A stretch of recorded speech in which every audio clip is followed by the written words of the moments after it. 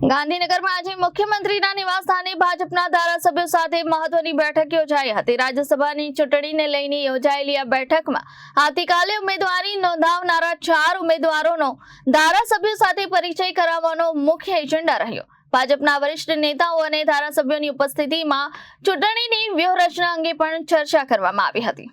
રાજ્યસભાની ચૂંટણીને ધ્યાનમાં રાખી ગાંધીનગર ખાતે મુખ્યમંત્રીના નિવાસસ્થાને ભાજપના ધારાસભ્યોની મહત્વપૂર્ણ બેઠક યોજાઈ હતી। આ બેઠકમાં આવતીકાલે એટલે કે 8 તારીખે ઉમેદવારી નોંધાવનારા 4 ઉમેદવારો હાજર રહ્યા હતા।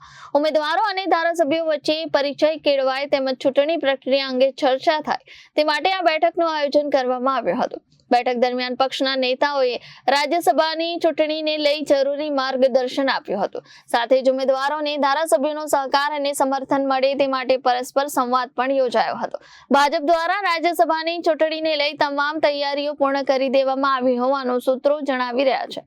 આવતીકાલે 4 ઉમેદવારો સત્તાવાર રીતે ઉમેદવારી નોંધાવશે, જેના પગલે રાજકીય વર્તુળોમાં પણ ભારે ઉત્સુકતા જોવા મળી રહી છે।